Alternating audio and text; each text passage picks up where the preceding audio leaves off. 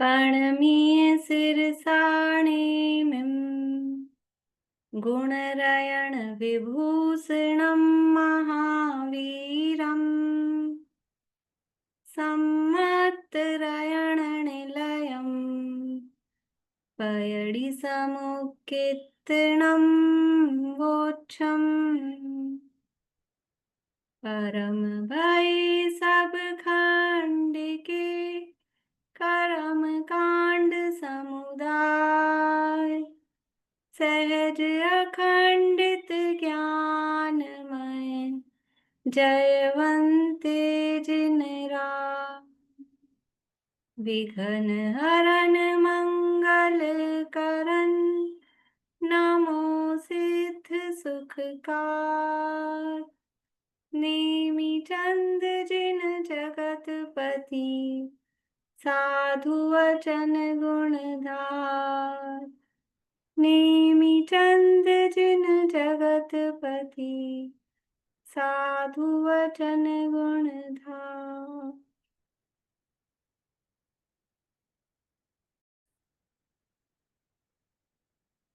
गोमट सार जी कर्मकांड नामक एक ग्रंथ है आचार्य श्री नेमिचंद सिद्धांत चक्रवर्ती द्वारा रचित। का पहला अधिकार प्रकृति समुत्कीर्तन अधिकार, ये यहाँ पर अपना प्रारंभ किया है और इसके अंतर्गत नाम से ही समझ में आ रहा है प्रकृति समुत्कीर्तन। समुत्कीर्तन किसे कहते हैं? समुत्कीर्तन किसे कहते हैं? सम्यक प्रकार से विस्तार पूर्वक बात को कहना। हाँ, सम्यक प्रकार से उसका कथन करना, विस्तार पूर्वक कथन करना। तो प्रकृतियों का जिसमें कथन किया जा रहा है, निरूपण किया जा रहा है, उस अधिकार का नाम है प्रकृति समुत्कीर्तन। इसमें सबसे पहले जीव और कर्मों का संबंध की चर्चा की, फिर कर्मों के भेद कितने प्रकार से होते हैं, कर्मों के भेदों की चर्चा की। के बाद में जो 8 मूल कर्म हैं उन कर्मों के कार्य बताए गए, घातिया कर्म, अघातिया कर्म के रूप में। फिर इन कर्मों में इनके क्रम का क्या कारण है, क्रम के कारणों की चर्चा करने के बाद में अब मूल और उत्तर कर्म प्रकृतियों के स्वरूप की चर्चा यहाँ पर हम कर रहे हैं। आयु कर्म का क्या काम है? आयु कर्म का क्या काम है?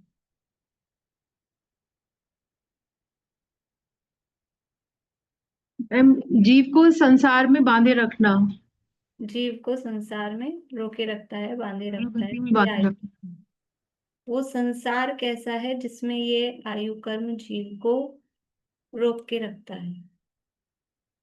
वो संसार कैसा है?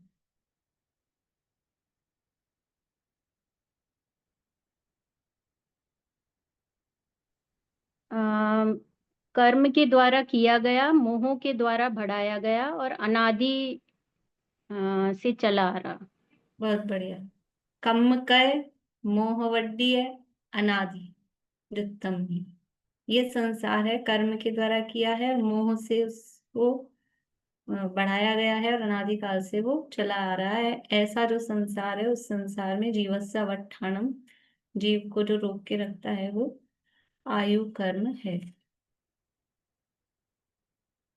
जो ज्ञानावरण और दर्शनावरण कर्म है वो किसके घात में निमित्त बनते हैं? ज्ञानावरण और दर्शनावरण कर्म किसके घात में निमित्त बनते हैं?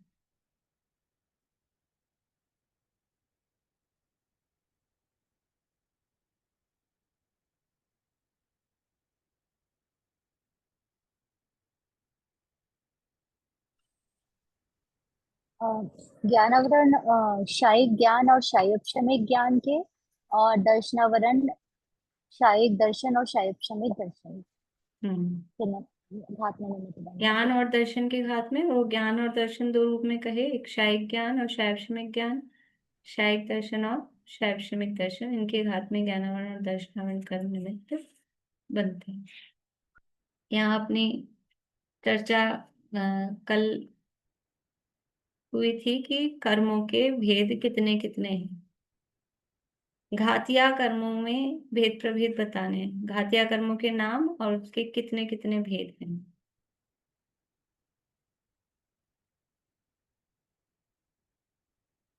रूपम जी। घातीय कर्म दक्षिणावर्णीय, ज्ञानावर्णीय, दक्षिणावर्णीय, वेदनीय और मोहनीय। ये घातियां हैं। तो ये तो क्रम है, सॉरी। दक्षिणावर्णीय, मोहनवर्णीय, सॉरी, ज्ञानावर्णीय, दक्षिणावर्णीय, मोहनीय और अंतराय। हाँ, अब इनके प्रभेद बताइए। ज्ञानावर्णीय के 5, दक्षिणावर्णीय के 9, मोहनीय के 28 और अंतराय के 5। बढ़िया। ये पंचनव दोन्नी 28। मतलब अपने को ये याद है तो गाथा भी, गाथा में और क्या है, गाथा भी याद हो जाएगी अपने आप ही। अघातिया कर्मों के नाम और उनके भेद प्रभेद।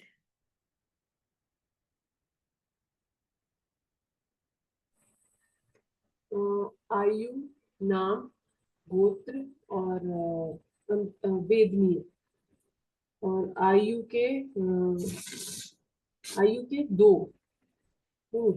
आयु के 4, वेदनीय आयु के 4, गोत्र 2 है, नाम के 103 103 और वेदनी। वेदनीय के 2 साता साता। हाँ, नाम कर्म में 2 कहे हैं, 93 अथवा 103, ऐसे 2 कहे हैं। उसमें 93 ज्यादा कॉमन है, ज्यादा प्रचलित है, तो 93 तो बताना ही है, फिर अथवा करके 103 वो बताएं। तो नाम कर्म के 93 अथवा 103। ठीक, बढ़िया। इस तरह से ये प्रभेदों की चर्चा की। और फिर उसमें से हमने ज्ञानावरण कर्म के जो उत्तर प्रकृतियां हैं उनका स्वरूप कल हमने देखा था। ज्ञानावरण कर्म के 5 भेद कौन कौन से हैं? ज्ञानावरण कर्म के 5 भेद कौन कौन से हैं, रजनी जी?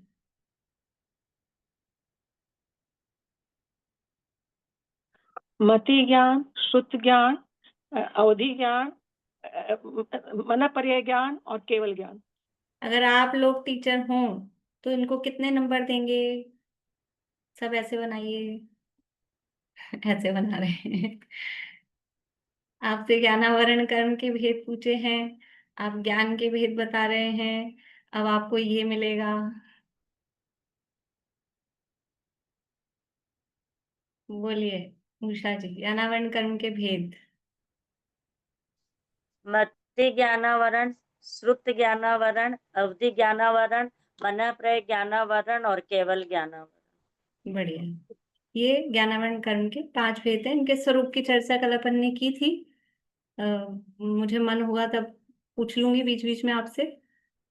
जब मैं कर्म की परिभाषा पूछूंगी, अभी बता देती हूँ, कभी भी पूछूं, आज पूछूं, बाद में पूछूं, यदि मैंने पूछा मति ज्ञानावरण कर्म किसे कहते हैं, तो पहले आपको मति ज्ञान की परिभाषा और फिर उस मति ज्ञान पर आवरण डालने वाले कर्म को मति ज्ञानावरण कहते हैं, इतना बताना है, ताकि वो मति ज्ञान की परिभाषा साथ में याद रहे। ठीक है ना?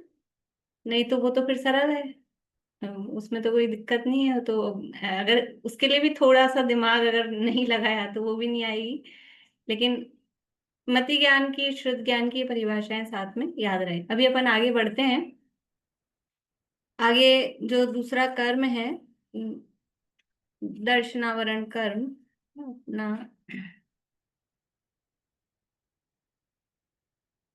कल की कोई, हाँ कल मैंने होमवर्क दिया था ना, वो आज कोई याद नहीं दिला रहा मुझे। मुझे अपने आप याद आ गया। आज के लिए होमवर्क दिया था और एक होमवर्क नेक्स्ट वीक के लिए दिया हुआ है। आज तो रेणु जी भी ठंडे पड़े हुए दिख रहे हैं, नहीं तो सबसे पहले हाथ ऊंचा कर देते हैं। चलिए, मैं कुछ केवल 3 या 4 लोगों से पूछूंगी, क्योंकि ज्यादा लोगों ने किया भी नहीं है। ज्यादा लोग ऐसे आराम में रहना चाहते हैं और फिर ज्यादा अपने पास समय भी नहीं बचेगा। प्रश्न क्या था? प्रश्न क्या था ये लिखा होगा ना सबने? जिन्होंने काम नहीं किया वो कम से कम प्रश्न तो बता दें। सरिता जी, प्रश्न क्या था? थे आप कल या कल थे ही नहीं? थे ही नहीं। आशा, कल क्लास में। बढ़िया है, और भी अच्छी बात है। आशा आंटी बोलिए, प्रश्न क्या था? प्रश्न कल तो आप तो थे ना, तो लिखने को बोला था ना मैंने। लिखने आप को तो लोग पर मैंने लिखा ही नहीं था। क्लास लगानी पड़ेगी अब आप लोगों की, सच्ची नहीं, मतलब लिखा भी नहीं है। अंकल आप थे कल? ज्ञान किसको जाने और किसको छोड़े। हाँ, ज्ञान किसको जाने, क्या जाने और क्या छोड़े, ये प्रश्न था। और करना क्या था? 10 मिनट तक बैठ के विचार करना था, 1 मिनट में नहीं, 1 सेकंड में नहीं। 1 सेकंड में जवाब दे सकते हैं हम तो, क्या जाने और क्या छोड़े, लेकिन विचार करना था। किस किस ने किया है ईमानदारी से?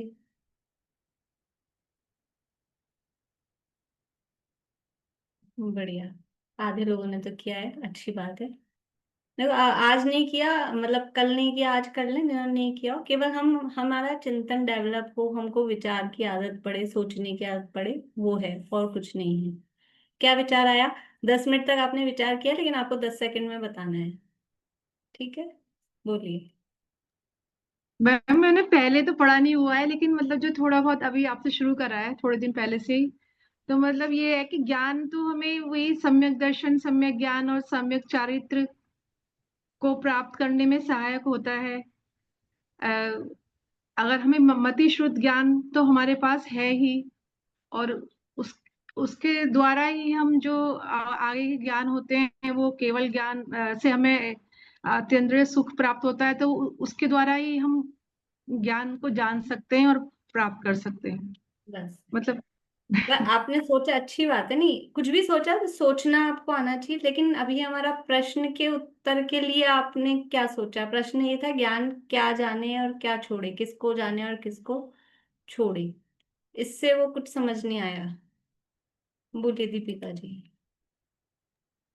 बैठे तो, पर ये समझ नहीं आया कि इसको कैसे सोचे। एक्चुअली वो बस बैठ तो गए, पर वो कभी किया नहीं, तो समझ में भी नहीं आया कि क्या जाने और क्या छोड़े। वहां तो सब कुछ बस और यहाँ के दंड ही समझ में आ। बोलिए रूपम जी। कि मैंने सोचा कि ज्ञान किसको छोड़ेगा, ज्ञान तो सभी का, सभी चीज को ग्रहण करेगा, तो ज्ञान तो सबको जानेगा। उसके बाद उस जो है, जो छोड़ने लायक है या जानने लायक है, पर ज्ञान तो सभी चीज का बनेगा। बहुत बढ़िया, बढ़िया। बोलिए प्रतिभा जी।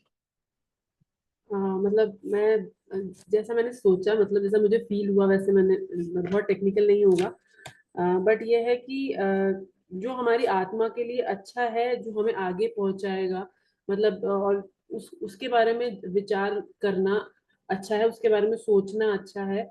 और जो चीज हमें, मतलब जैसे हम विषय का शायद जो चीज, वो जो जहाँ से हमें कोई रिजल्ट नहीं मिल रहा है, हम अपना टाइम ही वेस्ट कर रहे हैं, उनके बारे में ना सोच के हम उस चीज के बारे में सोचे जो हमें हमारी आत्मा के लिए अच्छा है। बढ़िया, आपने इस तरफ से देखा कि अपने हे उपादेय रूप से क्या हमारे लिए हितकारी है, क्या हितकारी, इस रूप से आपने सोचा, ठीक है। हाँ चेतना जी। मैंने बहुत तो नहीं सोचा, बट सोचा कि ज्ञान सर्वोपरि ज्ञान बताया है, कि वो ज्ञान सर्वोपरि है। तो कभी किसी के भी ज्ञान का अनादर नहीं, क्योंकि वो सबको ज्ञान तो है। और जो हमको आयु, उसके आगे गोत्र, ये सब के बारे में ज्यादा सोच विचार करने का जरूरत नहीं है, क्योंकि ये तो बंधा है, जो हो गया सो हो गया। अब आगे के लिए हमको इसमें अपना क्या काम करना है, तो वो अच्छा अपने लिए ज्ञान और बढ़ाकर ये जो आवरण हमारे ऊपर पड़े हैं उनको कम करने का कोशिश ठीक, करना है। ठीक है, पर वो मतलब आपने उस लाइन पे नहीं सोचा जो पॉइंट दिया था। बोली कविता जी। ज्ञान तो वैसे तो सबको जानता है, और भगवान जैसे अरियन भगवान है, उनमें से केवल ज्ञान है, लेकिन वो केवल आत्मा के हित की बात मतलब आत्मा के हित की बात ही जानते हैं, पर द्रव्य को छोड़ देते हैं, उन्हें पर द्रव्य से कोई। अरन भगवान आत्मा के हित की बात को ही जानते हैं और कुछ नहीं जानते। नहीं नहीं, केवल दर्शन में उनको सब कुछ झलकता है, लेकिन उनका ध्यान आत्मा में ही रहता है, और पर द्रव्य पे उनका कोई मतलब फोकस नहीं रहता। ठीक है, ठीक है, ठीक है। मैंने काफी लोगों से पूछ लिया, मैंने 4 लोगों के लिए कहा था। बहुत लोग और बताना चाह रहे हैं, लेकिन ये जो लोग बता रहे हैं बताएंगे, वो मुझे मालूम है थोड़ा बहुत। मैंने केवल नए नए से लोगों से पूछा है कि उन्होंने सोचा है कुछ। देखिए, ज्ञान क्या जाने और क्या छोड़े, तो इसमें अपने को विचार क्या करना था। ज्ञान, ये प्रश्न कहाँ से निकला था? प्रश्न निकला था, वो ज्ञानावरण की चर्चा चल रही थी ना, ज्ञान के स्वभाव से। अभव्य के ज्ञान पे आवरण, प्रश्न कहाँ से आया था? ये तभी आया था ना, ये कि अभव्य के ज्ञानावरण केवल ज्ञानावरण नहीं होना चाहिए ऐसा। तो ज्ञान का स्वभाव तो जानना है, तो वो क्या जाने और क्या छोड़े, कि कुछ भी नहीं जाने। जो इन्होंने कहा ना रूपम जी ने, ज्ञान का स्वभाव तो जानना है, तो वो क्या क्या छोड़ेगा? क्या छोड़ेगा? वो तो जानेगा ही ना, स्वभाव ही जानना है। तो उसकी कोई मर्यादा नहीं है कि इतना जाने और इतना छोड़े। जैसे इन्होंने विचार किया वो अपनी तरफ से, मतलब प्रतीका जी ने जो कहा, तो इन्होंने उस रूप से उसको ग्रहण किया, क्या जाने और क्या छोड़े। तो भाई हमको क्या जानना चाहिए और क्या नहीं जानना चाहिए, इन्होंने उस रूप से उसको लिया, तो वो एक, वो अलग मैटर हुआ। लेकिन अभी तो यहाँ ज्ञान का स्वभाव क्या है? ज्ञान का स्वभाव है जानना, मात्र जानना मेरा काम। तो अब क्या जानना और क्या नहीं जानना, ये चॉइस तो रागी जीवों के पास में है। जो रागी जीव हैं, संसारी जीव हैं, उनके पास में चॉइस है कि हम इसको जाने और इसको छोड़ें। केवली भगवान के पास में चॉइस है अच्छी चीजों को जाने। हमारे पास तो चॉइस है कि हम इसको नहीं देखना चाहते, आंख बंद कर लेते हैं। हम 2 व्हीलर पे जा रहे हैं, पीछे बैठे हैं, अथवा 4 व्हीलर पे जा रहे हैं, हम ड्राइव नहीं कर रहे हैं, साइड में बैठे हैं, और हम किसी ऐसे रास्ते से निकले हैं जो पाकिस्तान का एरिया कहलाता है, समझ लो। ऐसे एरिया से अपन निकले, तो हम क्या करते हैं? हम नहीं जानना चाहते, हम अपनी आंख बंद कर लेते हैं। वहां से कुछ गंध आ रही है, हम अपनी नाक भी रुमाल लगा लेते हैं। लेकिन केवल ज्ञानी भगवान को वो एरिया दिखते होंगे कि नहीं दिखते होंगे? बूचड़ खाने दिखते हैं कि नहीं दिखते हैं केवल ज्ञान में? और जितने भी जब जो गंदगी है, जो हमारी सीवरेज लाइन वगैरह जहाँ जा रही है, वो सब दिखते हैं कि नहीं दिखते हैं उनके ज्ञान में? दिखते हैं। तो क्या जाने और क्या छोड़ें? कि अच्छे अच्छे बाग बगीचे, कल्प भूमि, वो तो देखें, उपवन, वो तो देखें, और ये सब नहीं देखें। तो वो क्यों? वो है स्वभाव, वो जीव का स्वभाव। वो जो बात कल कही थी ना, सर्वज्ञत्व शक्ति है, सबको जानने की शक्ति है, वो ही जीव का स्वभाव है। तो वहां ऑप्शन है ही नहीं कि क्या जाने और क्या छोड़े। ये तो हमारे ज्ञान की कमजोरी होती है। जैसे हमारी आंख का स्वभाव है कि देखना, कितना देखे आंख? आंख कितना देखे, कितनी दूर का देखे? कि वो तो जितना दूर, अभी बीच में दीवार आ गई इसलिए आगे का नहीं दिखता है, नहीं वो छत पे जाके खड़े हो जाओ और ऊंचाई पे जाके खड़े हो जाओ, तो दूर दूर तक जो है वो दिखता है। किसको देखे और किसको छोड़े, दिखता है सब। ऐसे ही ज्ञान का स्वभाव तो अनंत है, पूरे लोक को जाने, और लोक को नहीं, अलोक छहों द्रव्यों को जाने, इसलिए लोकालोक को जानता है केवल ज्ञान।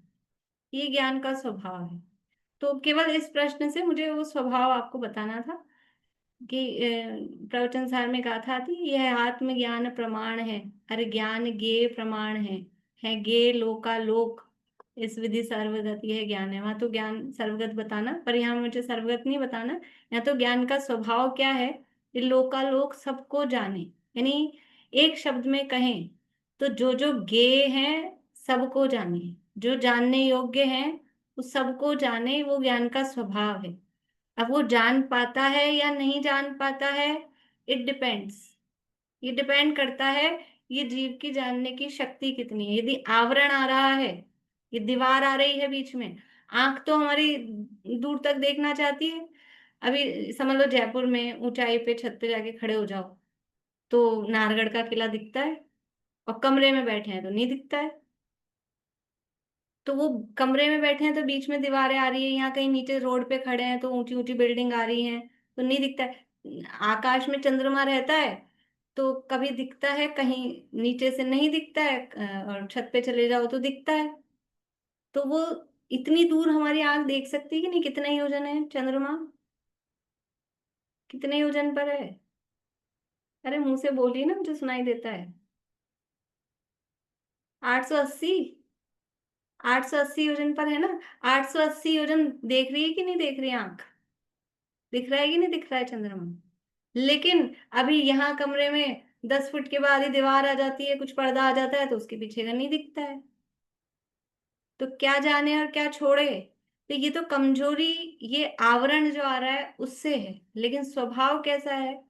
स्वभाव तो सबको जानने का है, किसी को छोड़ने का ज्ञान का स्वभाव नहीं है। केवल स्वभाव बताने की बात थी, बाकी और विचार कर सकते हैं। ये मेरे व्यूज हैं, मतलब बाकी आप लोगों ने और जो जो विचार किए वो तो दूसरी दिशा में थे, कुछ कुछ इस पॉइंट पे नहीं थी। इस पॉइंट को लेके और विचार कर सकते हैं, मतलब ये कोई, ये होमवर्क तो हमेशा का है, जब कर लें, जब जो विचार इस संदर्भ में आपको आए वो हो सकता है।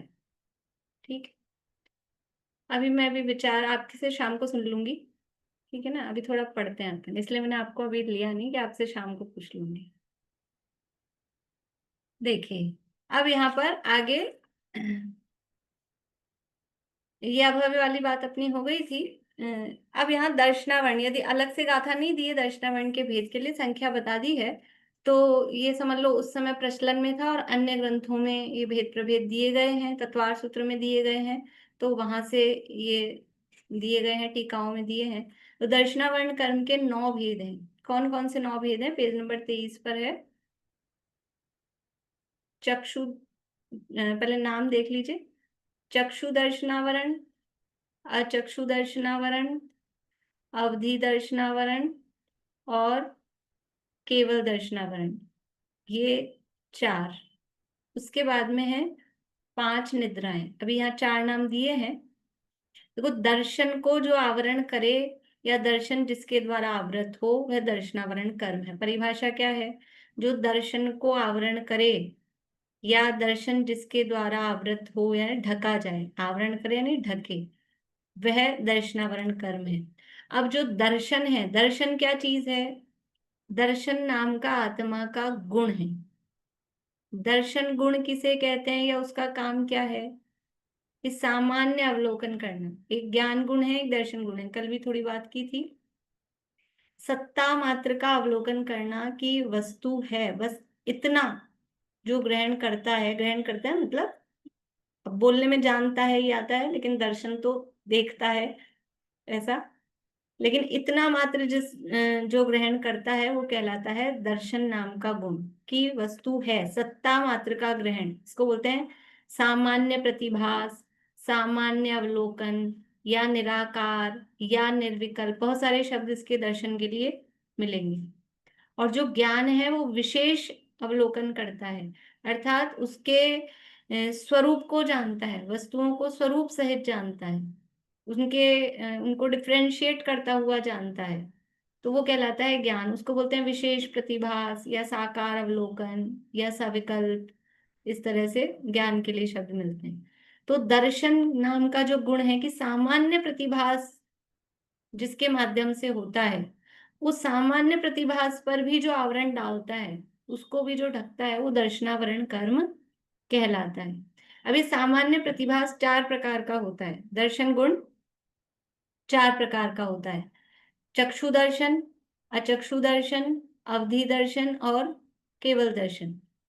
ठीक है, ये सब कुछ अपन तत्वार सूत्र में उपयोग लक्षण हम वहां पे पढ़ के आए हैं, पर कुछ लोगों ने नहीं पढ़ा है, इसलिए ये यहाँ साथ साथ बताते जा रहे हैं।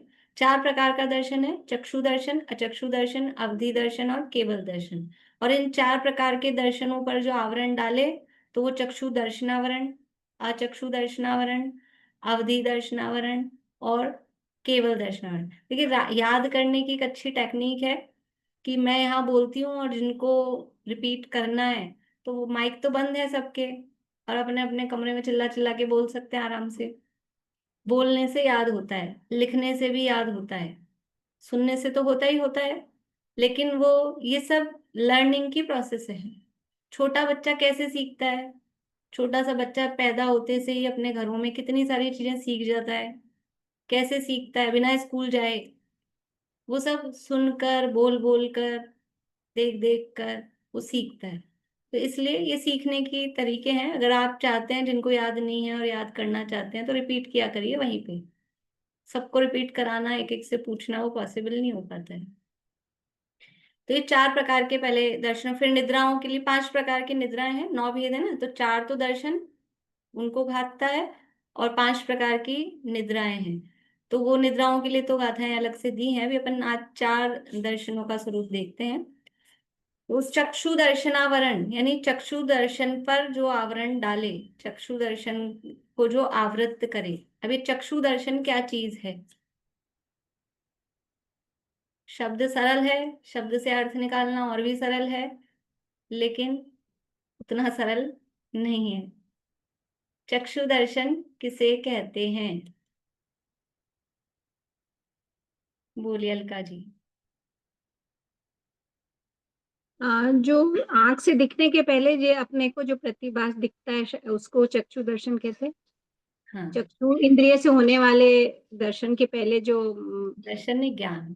हाँ, ज्ञान, सामान्य प्रतिभास को चक्षु दर्शन कहते हैं। बढ़िया। चक्षु, देखो कल अपन ने मति ज्ञान की परिभाषा पढ़ी थी। मति ज्ञान किसे कहते हैं? मति ज्ञान किसे कहते हैं? बोलिए कविता जी।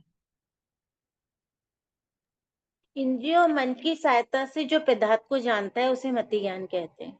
इंद्रिय और मन की सहायता से होने वाले ज्ञान को मति ज्ञान कहते हैं। अब इंद्रियां कौन कौन सी हैं? इंद्रियां कौन कौन सी हैं?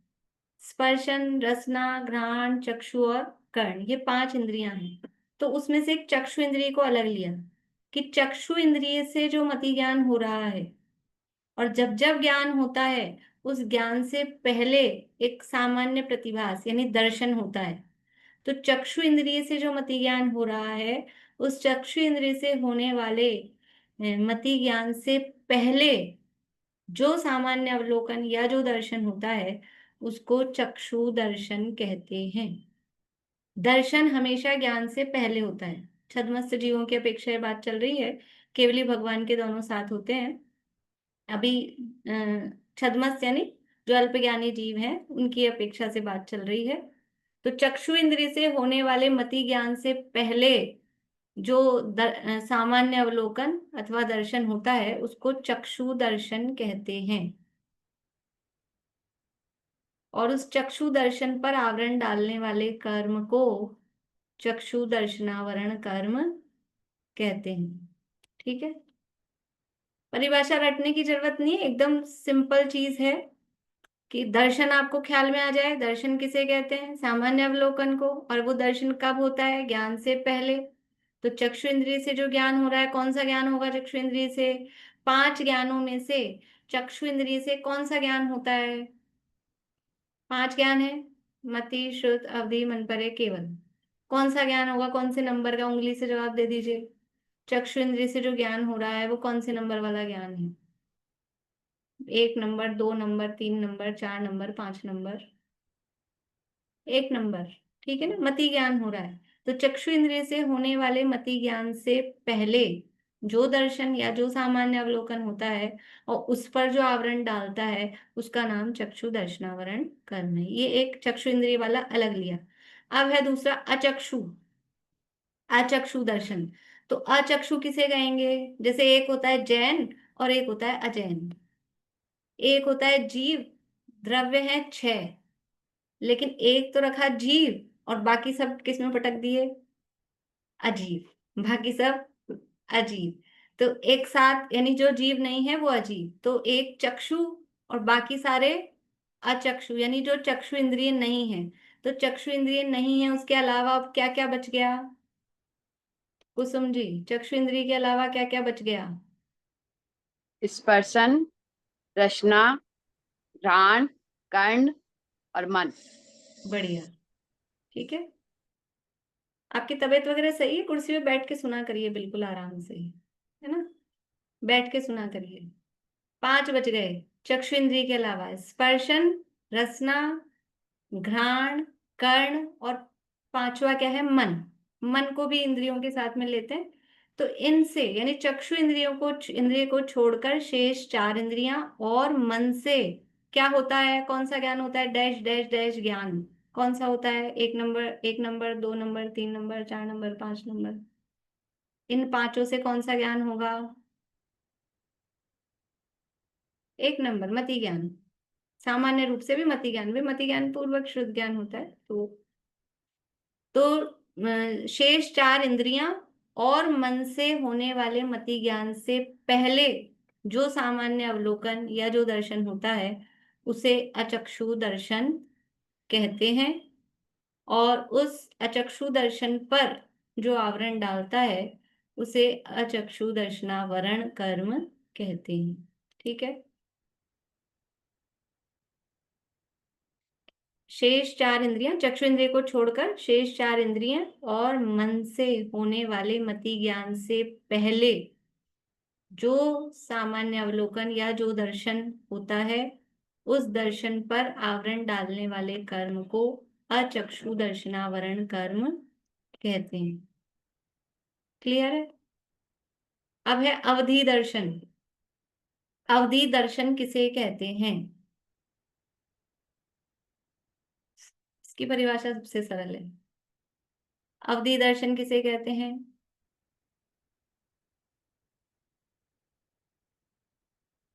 बोलिए रश्मि जी। इंद्रिय और मन की सहायता के बिना जो दूसरे के मन की अवधि बात। दर्शन किसे कहते हैं? हाँ, अवधि दर्शन पूछ रहे हैं। अवधि दर्शन तो इंद्रिय मन की सहायता के बिना ही होगा ना? नहीं, जो द्रव्य शेष काल भाव नहीं, नहीं, नहीं, नहीं, नहीं।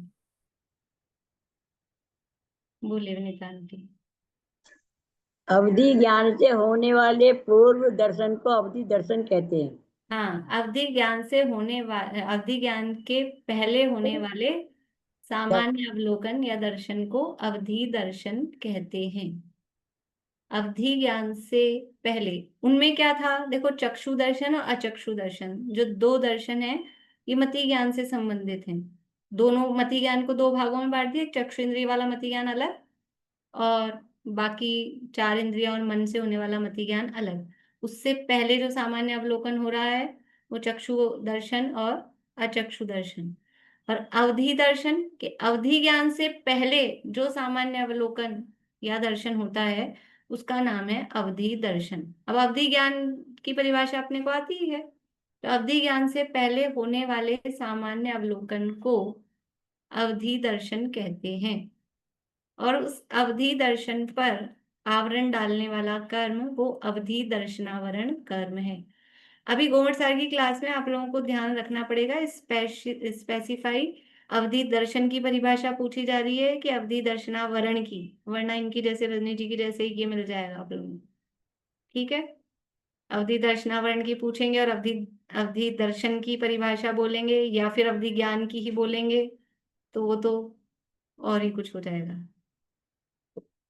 ठीक है, ख्याल में आ गया? अवधि ज्ञान से पहले होने वाले सामान्य अवलोकन को अवधि दर्शन कहते हैं, उस पर आवरण डालने वाला कर्म अवधि दर्शनावरण है। अब है केवल दर्शन। केवल दर्शन किसे कहेंगे? ये भी सरल है। बोलिए मीना चाची, बोलिए।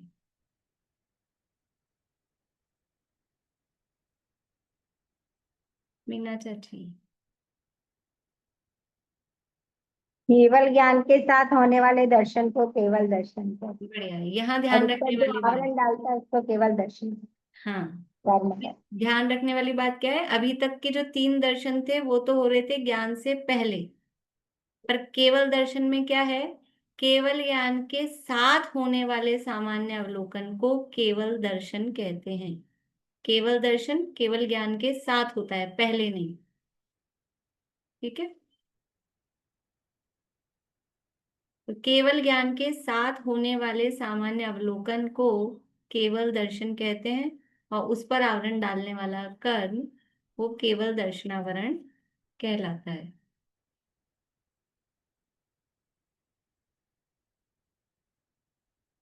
इस तरह से ये दर्शनावरण कर्म के 9 भेदों में से 4 भेद हुए। देखो यद्यपि देखो ज्ञान है, ज्ञान 5 प्रकार का है, तो उस पे आवरण डालने वाला कर्म 5 प्रकार का कहा। दर्शन गुण के भेद, दर्शनोपयोग कहो या दर्शन गुण कहो, उसके भेद तो 4 ही हैं, पर दर्शनावरण के भेद 9 कर दिए, हमारे पे लोड डाल दिया। 9 क्यों कर दिए? निद्रा को क्यों इसके साथ जोड़ दिया? तो जो निद्रा मतलब दर्शनावरण कर्म का जो काम है कि सामान्य भी प्रतिभास नहीं होने देना, उदाहरण किसका दिया है दर्शनावरण के लिए? दर्शनावरण कर्म के लिए उदाहरण किसका दिया है?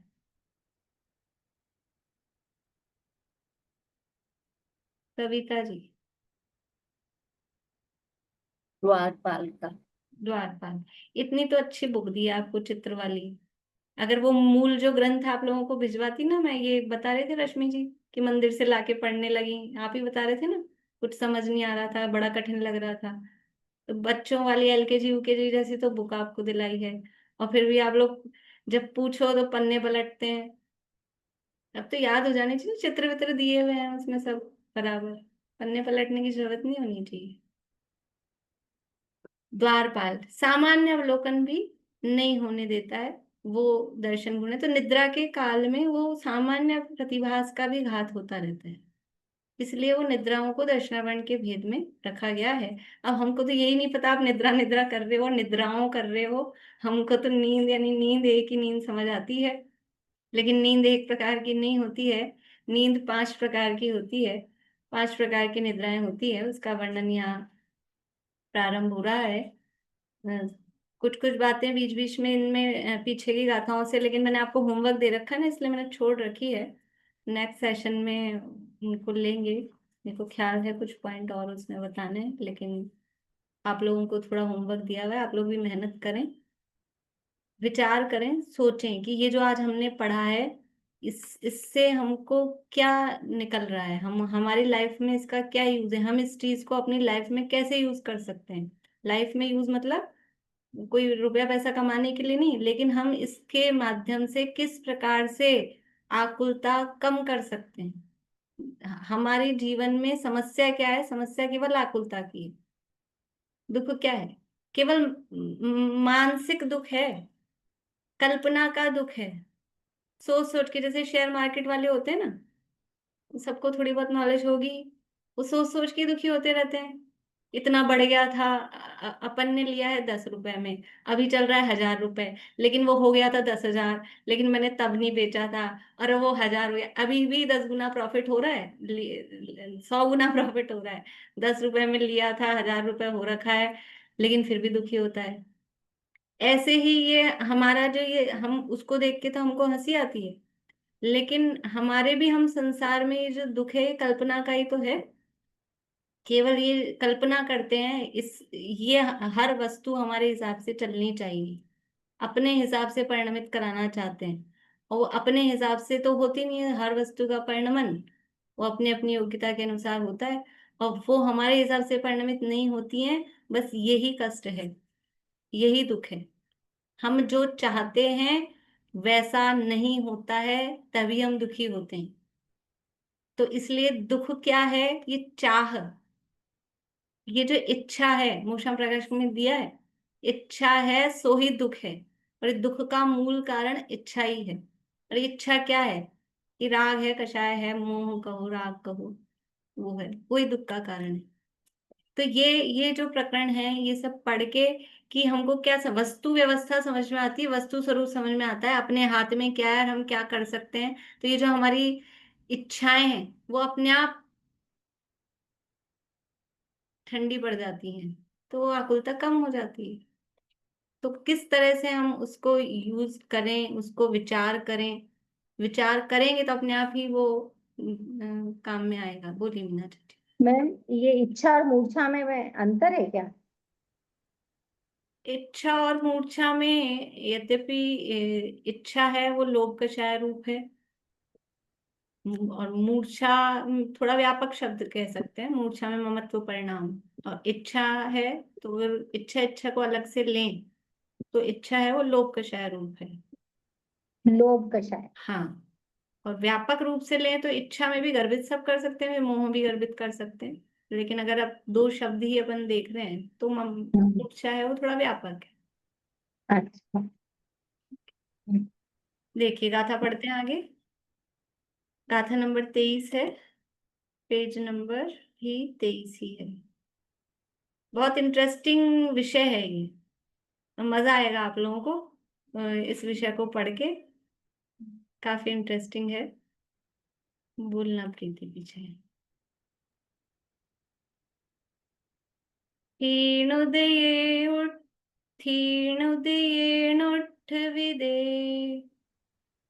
क्षीणुदयेणुठ्ठविदे सोवधिकम्मं करेदि जपदिय सोवधिकम्मं करेदि जपदिय निद्दानिद्दुदयेणय निद्दानिद्दुदयेणय निद्दानिद्दुदयेणय निद्दानिद्दुदयेणय न दिट्ठिमुखाडिदुं सक्को न दिट्ठिमुद्घाटितुं शक्को क्षीणुदयेणुठ्ठविदे सोवधिकम्मं करेदि जपदिय क्षीणुदयेणुठ्ठविदे सोवधिकम्मं करेदि जपदिय निद्दानिद्दुदयेणय न दिट्ठिमुखाडितुं सक्को निद्दानिद्दुदयेणय न दिट्ठिमुद्घाटितुं शक्को। देखिए क्षीण उदयेण, थोड़ी संधियां हैं यहाँ पर। क्षीण उदयेण, फिर है उठ विदे, उठ विदे, क्षीण उदयेण उठ विदे, क्षीण उदयेण उठ विदे। पहले संधि विच्छेद देख लीजिए। फिर सोवधि कम्मम करेदी, जपदी है, यहाँ तो नहीं है। फिर है निद्दा, निद्दा निद्दुदयेण, निद्दा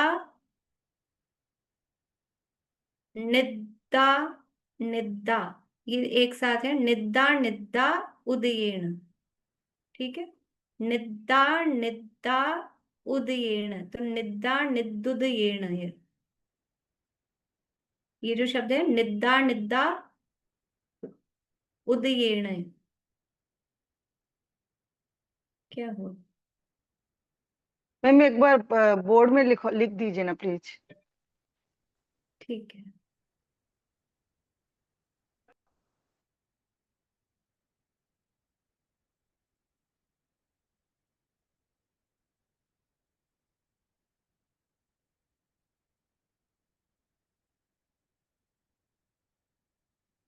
देखिए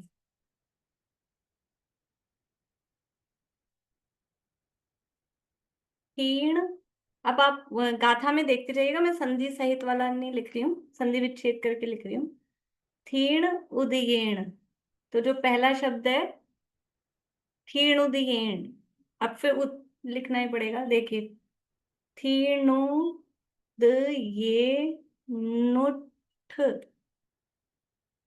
विदे, ये शब्द है, दिख रहा है। तो तीण, ये तीण हो गया, और ये ऊ का ऊ इधर आ गया, उदयेण, ये उदयेण यहां तक। अब ये ऊ की मात्रा है, उसका बनेगा उठ विदे। ये भी मैंने अलग अलग करके लिखा है ताकि आपको शब्द अलग अलग दिखे। ट आधा है, ठ पूरा है। उठ विदे, ये उठ विदे।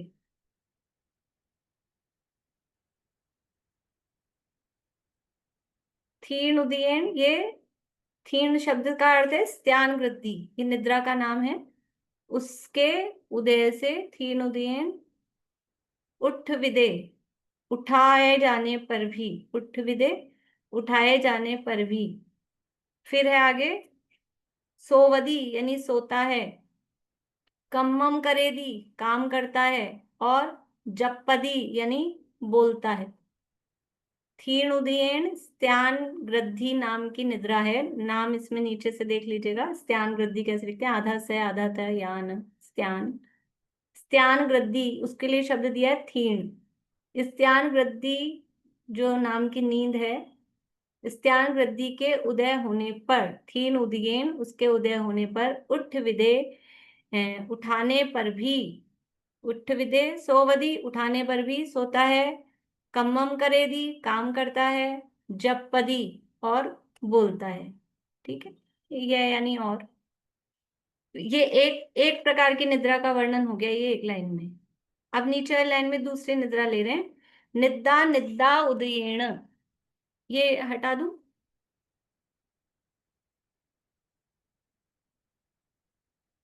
अगला शब्द है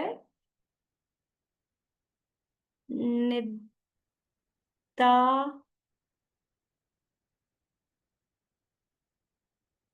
मैं वैसे लिखती हूँ फिर अलग करके नीचे लिखूंगी। निद्दा निद्दुद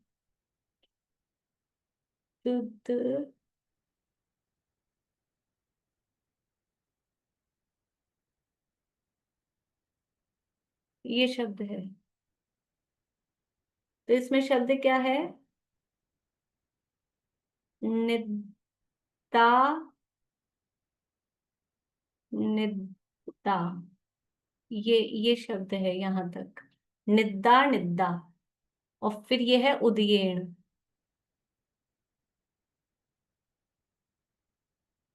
ठीक है, निद्दा निद्दा उदयेण, तो निद्दा निद्दुदयेण है, संधि होगी निद्दा निद्दुदयेण है।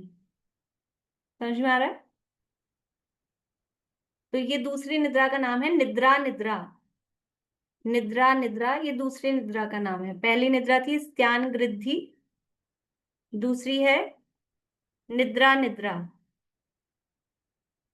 बोलिए। ये जो दो है उसमें ए इधर हो गया और ये इधर में ये ऊ हो गया। दो मतलब ये स्वर हो गए इसमें, ए और ऊ दो निकल रहा है इसमें से, दू में से। निद्दा निद्दा उदयेन बन तो ऐसे ही रहा है वैसे, आ की मात्रा और ऊ की मात्रा मिला के, या तो निद्दा निद्द उदयेन ऐसा हो, और ये मैं पूछ लूंगी कि आ की मात्रा और ऊ की मात्रा मिला के तो वैसे ओ होना चाहिए, या ऊ ही दे रहे हैं, तो निद्दा निद्द। अभी तो इतना समझ लीजिए, फिर और कुछ करेक्शन होगा तो मैं बाद में बता दूंगी। ठीक है, मतलब ये निद्रा निद्रा है और ये उदयेन है, इतना। ठीक है, यहाँ पे भी ऐसा ही दिया है संधि विच्छेद में।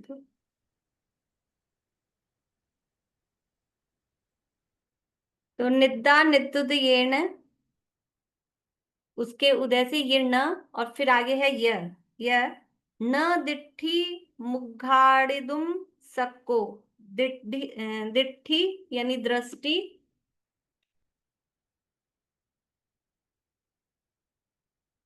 दिट्ठी मुग्घाड़िदुम,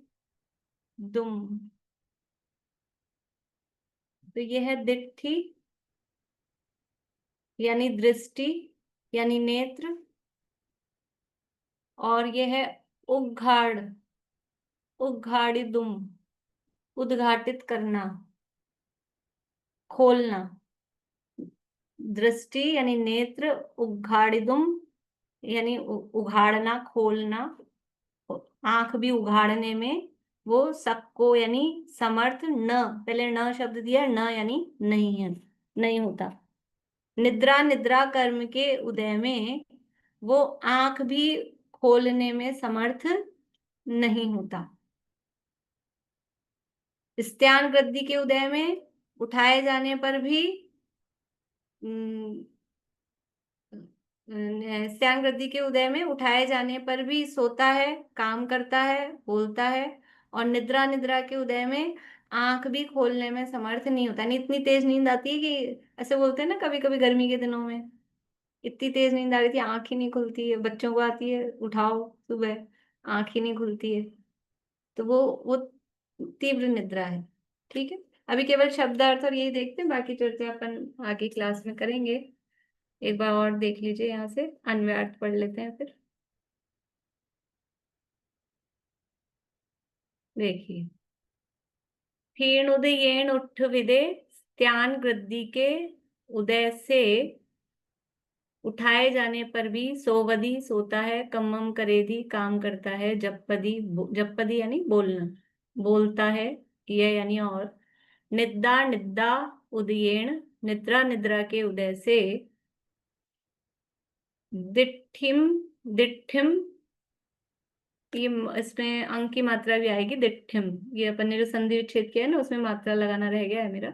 दिठिम यानी दृष्टि, आंख, उद्घाटितुम उद्घाटित करने में यानी खोलने में, अब ये न को यहाँ लगाएंगे, न सबको समर्थ नहीं होता है।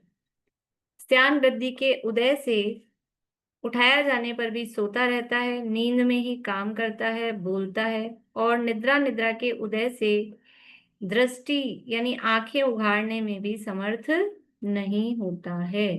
ठीक है, एक बार गाथा का पाठ कर लेते हैं, बोलिएगा रेणु जी। क्षीणोदयेनुठ विदे, सोवधिकम्मं करेदि जपदिय, निद्रानिद्रुदयेन न दिठ्ठिमुद्घाटितुं शक्को। क्षीणोदयेनु क्षीणोदयेनुदट् क्षीणोदये उठ विदे, क्षीणोदयेन उठ विदे, क्षीणोदयेन उठ विदे, सोवधिकम्मं करेदि चपदिय, निद्रानिद्रुदयेन न दिठ्ठिमुद्घाटितुं शक्को। पहला अक्षर नहीं बोल पाई मैं अच्छे से। हो जाएगा, आ जाएगा। चलिए, इस तरह से इनकी चर्चा अपन करेंगे, काफी आप लोगों को मजा आएगा सुनने में, और आगे की भी। अभी अपना समय हो गया है, और अगली क्लास के लिए आपको होमवर्क दिया हुआ है कि जितनी गाथाएं अपन ने पढ़ी हैं उनसे हमको जीवन में किस प्रकार से, क्या हमको उससे लाभ हो सकता है, वो चर्चा अपन करेंगे। बोलिए शांति। अभी तक तो हमने इसमें कर्मों का स्वभाव पढ़ा, और कर्म और जीव, शरीर और जीव का अनादि संबंध है ये भी पढ़ा, और कर्मों के प्रकार पढ़े। अब उसमें हम फायदे वाले, हमने क्या लाभ हुआ ये कैसे निकालें कि अब कर्मी सोचो, कर्मी तो पढ़े, हाँ तो अभी सोचो कर्म कि तो पढ़ है के ही ना हमारे फिर लगे हुए, इसमें हमारे क्या को लाभ निकालें। आप सोचना ना आपकी क्या लाभ निकल सकता है। हमने जो पढ़ा यही तो है, आप सोचो कि खाली ये मत देखो हमने कर्म का संबंध देखा, उससे उसका मतलब हमारे स्वभाव का और हमारा तो लेन देन ही नहीं आया ना इसमें, तो सब कर्मी कर्मित का स्वभाव, कर्मों के प्रकार। ऐसा नहीं है, आप और विचार करेंगे और कुछ लोग और भी चिंतन करेंगे तो वो बताएंगे कि उससे क्या हाँ, लाभ तो हो मुझे तो सकता अभी है। तक यही समझ में नहीं आ रहा है कि किसमें कैसे क्या फायदा हुआ है, तो कर्म याद करने वाली बात, या इनको समझने वाली बात, और या विचार इनका करिए। शरीर आपसे साथ संबंध है वो बात, और कोई बात नहीं। बोलो प्रीति, बोलो। ये जो निद्रा दर्शनावरण है, इसको चक्षु अचक्षु में से किसी में ले सकते हैं, जैसे उसको हटा दें पांचों निद्रा को। नहीं, ऐसा किया नहीं है। ऐसा नहीं होगा। और जैसे निद्रा के टाइम भी जो ज्ञान हो रहा है वो तो हो ही रहा है। वो भी चर्चा अपन करेंगे। वो मतलब अपने को लगता है हम 6 घंटे सो गए, 8 घंटे सो गए, कभी कभी लगता है 10 घंटे सो गए, लेकिन कितनी देर मैक्सिमम कंटिन्यूस निद्रा हो सकती है उसकी भी चर्चा अपन करेंगे कि निद्रा का उदय कितनी देर रहता है मैक्सिमम, और उसमें गैप भी कितनी देर का पड़ता है। हमको लग रहा है हम 10 घंटे से जग रहे हैं, लेकिन ऐसा भी नहीं है। हमको लग रहा है 1 घंटे से जग रहे हैं क्लास में, लेकिन ऐसा भी नहीं है। तो कुछ इसलिए मैंने कहा मजा आएगा आप लोगों को, काफी इंटरेस्टिंग बातें इसमें जानने को मिलेगी, करेंगे अपन चर्चा। बोलिए कुछ। सुनीता आंटी, आपको बोलना है कुछ? हाँ, मैं ये कह रही थी, जैसे गहरी, सबसे पहले गहरी नींद से हल्की की तरफ जा रहे हैं, क्रम इसका ऐसे लिया है, तो हाँ, ये कोई कारण है क्या, ऐसा वो ही अभी करे, आएगा? वो अपन चर्चा अभी तो चालू ही किया है ना, करेंगे। अभी तो नाम ही सारे नहीं हुए। बोलिए कुछ समझिए। मेरे को किताब चाहिए था दीदी। तो किताब के लिए वो फॉर्म भरा है आपने? नहीं पर फॉर्म का वो भेज दीजिए ना मेरे को। लिंक। ठीक है, मैं ग्रुप में डाल दूंगी, या फिर आप जिनसे आप की जानकारी है उनसे पूछ लीजिएगा, या फिर मैं डाल दूंगी ग्रुप में। हाँ डाल दीजिए ना लिंक। हाँ ठीक चलो। मेरे पास सब मेन में एक्स्ट्रा किताब मैं दे दूंगी कुसुम जी आपको। आप ठीक लोग है ठीक है ठीक है। ये गुवाहाटी से ही है तो मैं ठीक दे दूंगी। ठीक है रेणु भाभी ठीक है। बोलिए चित्रा जी।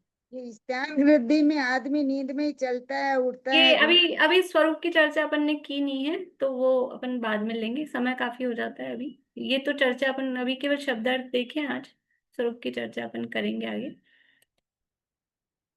ठीक है, और किसी को अभी से रिलेटेड, मतलब अभी तक जो पढ़ा, स्वरूप की चर्चा अपन ने नहीं की है, वो करेंगे अपन आगे, अभी केवल शब्दार्थ ही देखे हैं। ये जो सामान्य से हम कहते हैं कि हमें सामने रखी हुई चीज भी दिखाई नहीं दे रही, तो वो क्या चक्षु दर्शनावरण कर्म का उदय कहलाता है उस समय? नहीं नहीं, वो सब ज्ञानावरण का ही उदय है। दर्शनावरण कर्म का उदय तो सामान्य अवलोकन पे इफेक्ट डालता है, तो वो हमको हमको दर्शन ही पकड़ नहीं आता, तो फिर दर्शनावरण तो कहाँ से पकड़ा है, वो सब ज्ञानावरण। कुछ कुछ व्यवहार में कैसे उदय को हम देखते हैं वो भी चर्चा, वो भी बताइए। ठीक,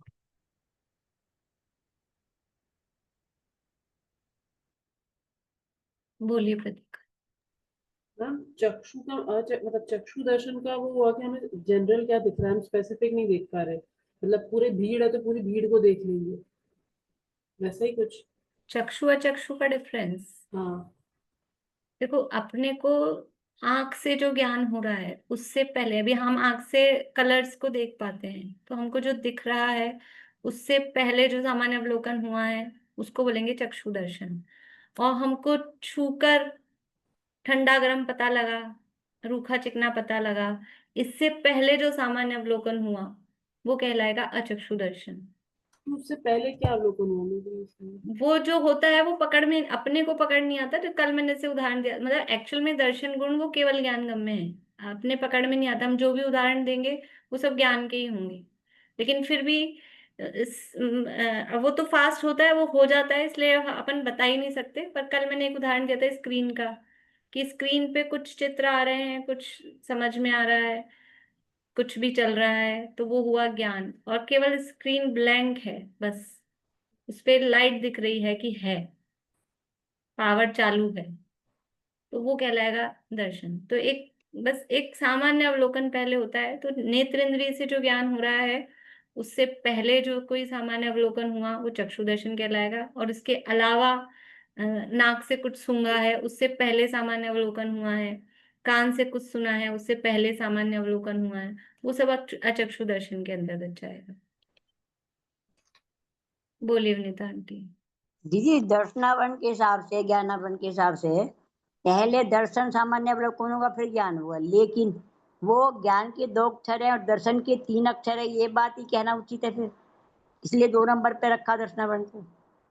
नहीं नहीं, वो क्रम वाली बात तो बताई दी ना, ज्ञान अल्पाक्षरी है, वो तो वो तो बात है, नहीं दोनों हुई। साथ साथ इतना फास्ट है कि दर्शन के बाद ज्ञान होगा, सामान्य अवलोकन पहले होगा ना। हाँ, तो ये तो बात अपन ने की थी ना, वहां प्रश्न ये उठाया था कि दर्शन पहले होता है, ज्ञान बाद में होता है, फिर दर्शनावरण को बाद में और ज्ञानावरण को पहले क्यों रखा। हाँ कोई नहीं, नहीं वो ना। तो मैं कह रही, दोबारा रिपीट इसलिए कर रही कि जैसे दर्शन पहले होता है लेकिन ज्ञान पूज्य है इसलिए पहले रखा, हाँ बस इतनी बात है ना। मैं हाँ गलत तो नहीं याद रखा, इसलिए कह रही ज्ञान पूज्य है और 2 अक्षर वाला है, इसलिए हाँ, उसको पहले रखा। बिल्कुल। बोलो प्रीति।